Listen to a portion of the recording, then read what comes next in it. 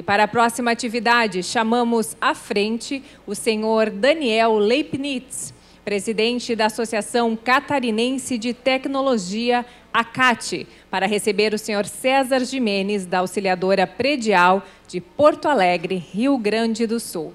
Passo a palavra ao Daniel. Tudo bom? Seja muito bem-vindo à nossa cidade.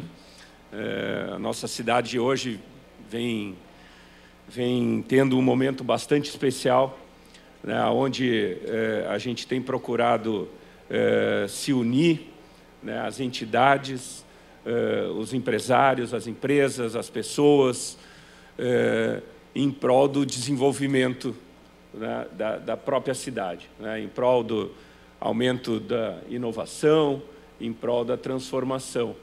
E essa união, esse partilhamento, essa colaboração, ela tem feito toda a diferença nos últimos anos. A cidade tem crescido, novos negócios têm sido criados, né, e a gente tem aprendido muito e se transformado muito nesses últimos anos, né? E uma das coisas mais importantes que a gente tem aprendido é justamente ter esses espaços, né, para que todos nós possamos escutar, né, o exemplo de outras pessoas, o exemplo de outras empresas, para que a gente veja, né, casos como os nossos, pessoas reais como nós, né, que têm o mesmo tipo de problemas, os mesmos desafios, como elas estão fazendo, e essa incomodação que a gente procura trazer é que faz toda a transformação, né? A gente usa muito aqui a palavra, o poder do exemplo, né? O nosso exemplo está em pessoas semelhantes a nós, e não no Bill Gates, no Steve Jobs, que são coisas muito longes da nossa realidade. Então, muito obrigado pela tua disponibilidade, né, de estar aqui, e a gente espera aprender muito com a experiência de vocês. Muito obrigado. Bom dia a todos. Primeiro, agradeço ao Secov a oportunidade, ao Rodrigo também, que fez o contato comigo inicialmente, e dizer que eu estou muito feliz de falar sobre esse tema, porque são duas coisas que eu sou muito apaixonado, que é cultura e comportamento. E trazer um pouco dessa luz no momento de tanta proliferação de tecnologia, de inovação. Eu acho importante a gente falar um pouco também de um software muito mais antigo e muito mais complexo, que é esse que está aqui dentro, né? E que é carregado por uma bateria que está aqui e que precisa de muita paixão. E tem muitos modelos novos vindo por aí querendo tirar a nossa energia que vem daqui. Então eu espero poder contribuir com vocês hoje, falando sobre qual é essa importância da cultura organizacional na transformação digital. E eu tive a oportunidade de acompanhar esse novo modelo de negócio desde que ele nasceu, porque nós temos uma operação em São Paulo desde 2009. Nossa empresa tem 88 anos, é do Rio Grande do Sul, mas tem uma operação em São Paulo desde 2009. Então eu consegui, desde o nascedouro, começar a perceber o que estava acontecendo, talvez bem antes de algumas empresas no Brasil inteiro. E confesso que para vocês naquele momento foi bastante impactante, porque não era só a questão da tecnologia, era a questão do modelo, da mudança do mindset. E quando eu enxerguei que eles atacavam as coisas que nos eram mais caras, que foi falado aqui já de manhã, que era a nossa rudeza para avaliar o inquilino e para poder conceder ele a oportunidade de morar, o nosso processo longo, demorado e cansativo, e essa nova empresa, esse novo modelo vinha transformando tudo isso numa forma muito mais limpa, mais clara e mais fluida. E eu me senti assim nesse momento. Exatamente assim. E se eu tivesse ficado só de cuecas, ia ser muito melhor. Porque aí é fácil, né? Porque tu tá de cuecas, tu bota uma bermuda, bota uma camiseta, tu bota um tênis, tu pode começar do zero. Mas eu tinha 88 anos na parte de cima, e agora eu precisava me reinventar. E isso foi bastante chocante. E nesse momento nós descobrimos que... Não passou. Aí. Era um momento que precisava de uma estratégia para inovar. Qual foi a dificuldade inicial? A gente tinha uma inércia muito grande. Se olhássemos o nosso mercado, não tinha inovação há vários anos. Tinha uma margem de contribuição legal e tinha uma receita recorrente. É o mundo perfeito para qualquer modelo disruptivo. Nesse momento, a gente diz, precisamos de uma estratégia para inovar, mas a cultura nos impedia. A nossa cultura é uma cultura de processo, de entrega, né? De trabalhar muito. E essa era uma cultura que precisava ser desenvolvida, mas não tinha como desenvolver essa cultura se não mexesse nas lideranças. Então, esse é o tripé principal para começar esse papo aqui hoje com a gente. Alguém está passando? Não sou eu que estou passando, é alguém aí dentro? É? Ok. Tá? Então, essa cultura, ela precisava ser criada pela liderança, e aqui eu faço um alerta. Se você tiver uma cultura muito bem organizada para inovação dentro dessa empresa, se você tiver uma liderança enganjada, mas você estiver com a estratégia errada, cuidado, você num Fórmula 1 sem freios. Desejo muito boa sorte. Então, muito cuidado com a estratégia.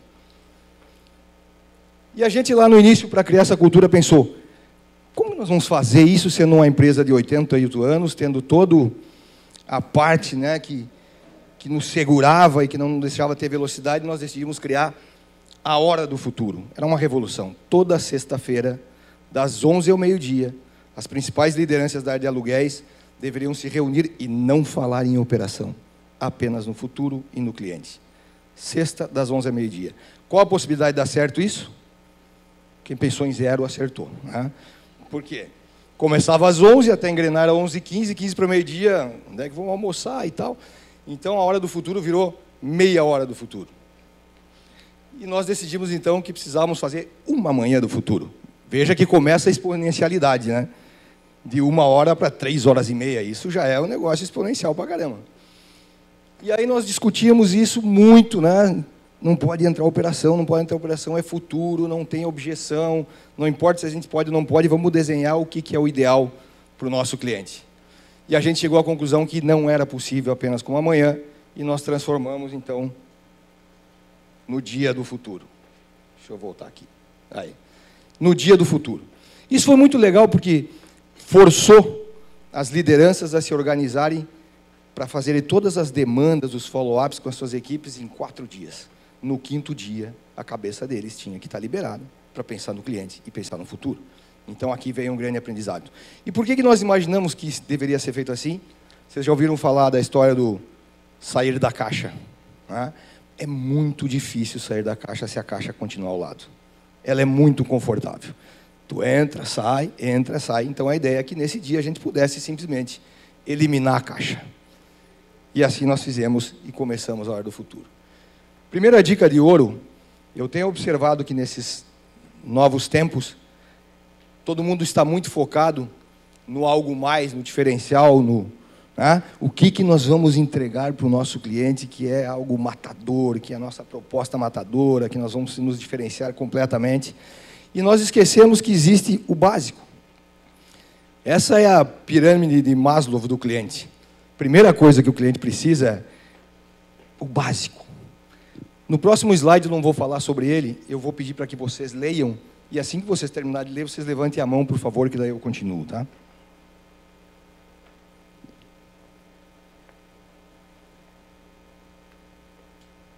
Quem terminar pode ir levantando a mão, por favor.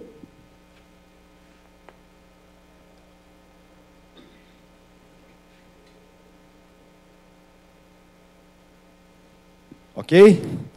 E eu vou explicar a última, que é a 8, tá? O que é ser chamado de senhor? Como vocês já viveram isso? Esse é o processo da empresa, senhor. Já ouviram falar nisso? É? Senhor, se o senhor não se acalmar, eu não vou poder lhe ajudar, senhor. Já ouviram isso também? É? Senhor, assim que minha colega voltar, eu vou pedir para ela retornar, senhor. Então, esse é o senhor que a gente precisa evitar ao máximo. Pergunta que eu faço para vocês agora. Se vocês se enxergaram em grande parte destas colocações, eu vou dar um conselho para vocês. Vocês podem construir a casa pelo telhado. É uma inovação, mas eu acho que a casa não ficará em pé. Desejo muito boa sorte. Então, cuidem. A primeira coisa que vocês precisam entender, será que eu estou fazendo o básico? Porque isso é extremamente importante. A maioria das empresas hoje não faz o básico. E nós perdemos os clientes porque não conseguimos fazer o básico. Depois você vai para o telhado. Outra coisa legal, né, eu acho que esse é um case que eu observei, que é uma recriação de um modelo com a quantidade de espaços reduzidas cada vez maior, com a necessidade de compartilhamento. As bikes, eu acho que nos trazem um senhor do ensinamento. Aqui em Florianópolis tem Itaú. As bicicletas de Itaú, não? Não tem, gente? Então, mas eu explico para vocês o que é, tá? Essas são as bicicletas de Itaú. Elas têm uma estação onde você vai lá, faz todo o seu cadastrinho pelo site, o pagamento é por cartão de crédito e tal, mas você tem que pegar a bicicleta neste local e devolver esta bicicleta em outro local que tem essa prisão, né, em que você tem que devolver a bicicleta. Tudo isso pensando o seguinte, compartilhamento legal, né, mas eu não posso perder a minha bicicleta. Vão me roubar a bicicleta. Então, eles fazem com que o cliente fique subjugado a isso. E aí vem um cara e faz o quê? Fala para todo mundo, largue a bicicleta onde você quiser. E agora, meu? E ele faz mais ainda. Ele tem geodados. Aí ele pega as bicicletas onde vocês largaram e coloca no lugar que provavelmente as pessoas vão pegar amanhã. E por que ele consegue fazer isso? Geodados. E ele ainda consegue entender o comportamento das pessoas, porque ele sabe quem pegou a bicicleta no lugar tal e largou no lugar tal. Olha a riqueza disso. E mais, o que ele ainda faz? Ele vira cool, porque ele bota um patinete elétrico. E agora? Veja a remodelagem. O que o Itaú faz agora para competir? O que vocês acham que o Itaú vai fazer? Não, ele vai aumentar os postos onde você pode coletar e devolver a bicicleta. Vai aumentar o custo de distribuição dele. Mas isso é difícil. É difícil se reinventar. Começar uma ideia do zero é mais fácil. Eles são prisioneiros de um monte de bicicleta dessas, de um monte de equipamentos desses. E o que eles fazem? Eles jogam tudo fora e começam de novo? É fácil isso, não? Não é fácil. Então é por isso que quando a gente fica de terno e de cuecas é mais difícil. Você precisa achar alguma coisa para combinar, não dá para começar do zero. Eu acho esse case muito legal. Vocês já ouviram falar nessas duas figuras, não? Os blockers e os makers. Vamos ver se vocês identificam os blockers dentro das empresas de vocês. Eles falam mais ou menos assim. Nós já fizemos isso antes. Isso não vai dar certo. Não vou nem perder meu tempo com isso. Identificaram? E você sabe geralmente onde é que estão essas pessoas, não? Aonde? Nas posições de liderança. Que incrível isso, né? E aí eles acabam com os realizadores, porque os realizadores morrem na mão deles, porque eles estão correndo atrás de manter o status quo. E se vocês não observarem isso, a organização de vocês não avança, porque esses caras bloqueiam qualquer iniciativa. Nós temos uma frase na nossa área que é essa aqui: se não vai me ajudar a voar, libere a pista, amigo. Pelo menos não me atrapalhe. Então, quando a gente identifica um blocker, a gente coloca ele dentro dessa frase. Ou dessa. Menos objeções, mais proposições. Se você fica objetando o tempo todo, ofereça alguma coisa em troca. Tá bom, qual a alternativa? O que você pensou para resolver isso? Porque só fazer objeção é fácil. É destruição. Então, prestem muito atenção nisso, é extremamente importante vocês identificarem essas pessoas. Porque curiosidade é a chave desse novo negócio. Eu diria que vocês devem contratar questionadores ou perguntadores. Não caem na armadilha, eu já vi muito isso. Vamos ver se vocês identificam isso nas organizações de vocês também. Eu adoro aquele cara. Ele pensa exatamente igual a mim. Já ouviram isso? Para que vocês precisam disso? Para que eles aplaudam vocês? É isso? Para que digam, pô, chefe, que legal o que tu está fazendo? É isso? E cuidado, hein? Esses caras ainda ganham bem, tá? Porque eles são mestres em entender a natureza humana. Eles sabem como agradar. Então, tenho muito cuidado, né? Aprendo a conviver. E essa turma nova que está vindo aí, eles questionam pra caramba. Se você não souber conviver com eles, vai ter problema. Né? Porque aqui precisamos eliminar, faça porque eu mandei fazer, o que eu te disse, você está fazendo errado. Quer dizer, o que é preciso fazer nesse momento, que eu vou falar um pouco mais aqui na frente. Opa, dica, importantíssimo, velocidade, gente. Tá? Velocidade de implementação da mudança é fundamental. Se eu pegar a mediana de idade aqui, talvez muitos de vocês tenham aprendido a trabalhar como eu. Nós precisávamos entregar uma solução para o cliente. O que é uma solução? Uma solução é algo perfeito, é aquilo que não tem problema, é aquilo que vai dar exatamente certo. Então, essa é a nossa cabeça. E nós gastamos um tempão planejando, estruturando, um tempão implantando, e aí quando a gente entrega para o cliente fala, não quero. E agora? Agora nós somos prisioneiros dessa mentalidade. Porque a gente gastou tanto tempo, como que o cliente não quer? Aí nós começamos a encontrar as culpas dentro da empresa. A culpa é do marketing que não soube embalar o produto. A culpa é do comercial que não sabe vender. A culpa é do back-office que não me apoia. Porque a gente está agarrado numa ideia que a gente levou muito tempo e gastou muita energia. Que eu posso dizer para vocês, mais teses, menos soluções. Coisas mais curtas. Pilotem, testem, incluam o cliente antes da finalização do produto, bem antes. Façam eles ajudar vocês a montar essa solução. E eu escutei uma frase esse ano que me impactou bastante. O feito é melhor que perfeito. Façam e comecem a aprimorar. Esse é o mindset dessas empresas todas novas que estão aí no mercado. Você não precisa entregar a solução toda, mas faça. E depois vá aprimorando. Se vocês não tiverem velocidade, vão ficar para trás, não tem saída. Outra dica poderosa. Quantos aqui tem quadros nas salas de reuniões de vocês? Mas é quadro, não é quadrinho, assim, quadro numa parede inteira, numa outra parede. Quem tem, levanta a mão. Pouca gente. Essa ferramenta é poderosíssima, gente. Palavras ao vento não servem para nada. Quantos de vocês já saíram de uma reunião extremamente frustrados porque vocês discutiram, conversaram, aí tem um coitado tentando fazer uma ata desta reunião, que no final ninguém lê essa ata, não endereça nada. Por quê? Porque vocês não estão usando os quadros. Porque tudo que vai para o quadro, todas as ideias, e depois vocês vão eliminando, ficando com as que interessam e começam a desenvolver em cima disso. E se vocês tiverem um profissional de design thinking, aí vocês estão indo em direção ao futuro. Esta é uma ferramenta extremamente poderosa.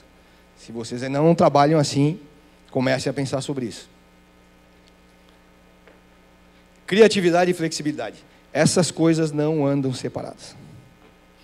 Se você quer uma organização criativa, que vai pensar no novo, você precisa ter uma organização flexível. Como que faz isso? É simples, dê uma estrada maior para os seus colaboradores. Diga, amigo, você não pode pôr em risco a imagem da companhia. Você não pode pôr em risco juridicamente a empresa. Dê grandes nãos e muitos caminhos que eles possam percorrer. E deixa bater cabeça. Porque nós precisamos errar rápido. Mas qual é o fundamental disso? Cuidado para não ficar quadrado em um mundo redondo. O mundo está ficando redondo, ele está ficando rápido. Se a gente não mudar isso, se a gente não olhar para a cultura organizacional e manter ela como está, nós teremos seríssimos problemas, não vai conseguir avançar. Geração de confiança. Ora, se eu falei que precisa de criatividade, que precisa fazer com que as pessoas assumam outra posição, outra responsabilidade, elas precisam ter segurança de que elas não serão punidas da forma como nós estamos acostumados a fazer. Precisa gerar esta confiança internamente.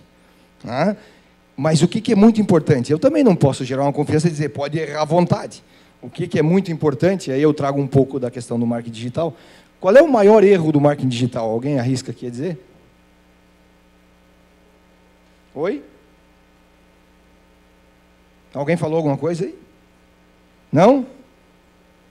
O maior erro do marketing digital é não aprender com seus erros. O marketing digital veio muito ajudar. A gente consegue medir tudo. Então, o importante é, depois que se tomar uma decisão, que se fazer determinada algum projeto, tem que ter métricas claras e é extremamente importante medir. Então, se você errar, mas aprender com os erros, isso é muito valioso. Talvez mais valioso do que aprender com os acertos. Por isso que a gente fala em análise de dados. Então, depois, a gente tinha uma mentalidade de analisar muitos dados antes, né, de montar o produto e tal. É muito mais importante depois que você implantou, que você verificou o que está acontecendo. Por isso, a nossa frase lá é: em Deus nós confiamos, dos outros queremos dados. Não é? Então, toda vez que você tiver alguma coisa que você implantou, métrica, indicador, fale sobre isso, né? Não tem eu acho, tem que ser desta forma. E já indo para o final, né, porque me deram 20 minutos, mas eu acho, e já foi falado aqui no primeiro painel, ajudar, amparar, união, cooperar, compartilhar, apoiar, esse é o novo mundo. A gente não consegue mais ser individualista como organização. Eu lembro que nós passamos por um período onde as pessoas não podiam mais ser individualistas, agora as organizações não podem mais ser individualistas. E só uma provocação rápida para vocês, que também tem uma outra brincadeira que a gente faz. Vocês lembram dessa frase? Se ficar o bicho... Lembram? Então, como é que é? Se ficar o bicho... Entra. Se correr o bicho... Vamos? Ah, o bicho come. E se juntar? O que acontece? Se juntar o bicho... some, gente. Tá? Então é preciso unificar forças, é preciso fazer com que isso realmente traga resultado e é preciso ter um ambiente que isso aconteça e é preciso cuidar muito da cultura. Se isso não acontecer, não adianta a tecnologia, porque vocês não vão conseguir competir somente com ela. César, parabéns. Eu acho que foi uma aula para todos nós aqui, né? O que se fala hoje de transformação digital e tal, na verdade é transformar o nosso coração, transformar a forma como a gente pensa, cultura, né? Eu acho que isso é que a gente tem que levar hoje para dentro das nossas empresas. Eu acho que ele foi muito feliz aqui em colocar os pontos, olha... Nota 10 aqui, né? Falando de um cara de tecnologia, né? Nota 10, de forma muito simples, de forma muito factível daquilo que a gente precisa levar. O difícil realmente é levar e mexer na cabeça das nossas lideranças. Isso não é só do mercado de vocês, tá? É de todos os mercados, todos, inclusive da tecnologia, né? Em algum lugar do mundo tem alguma pessoa criando alguma solução que vai substituir aquilo que a gente está fazendo hoje, né? Se vai ser daqui a 60 dias, daqui a 1 ano, daqui a 2 anos, daqui a 10 anos, alguém está fazendo isso em algum lugar do mundo, né? Eu queria abrir para perguntas de vocês. Eu acho que é muito mais rico, né, a gente escutar aí o que vocês querem perguntar aqui para o César, né? Tem uma pergunta prévia, César, né, que o pessoal mandou aqui, que eles queriam saber o que é o Design Thinking, né, que é uma coisa que hoje já está comum na área de empreendedorismo, de startups, e talvez dentro das nossas empresas ainda não é um termo que a gente conheça, né? Então, vamos começar com essa e, por favor, vamos já pensando aí quem quer fazer a próxima.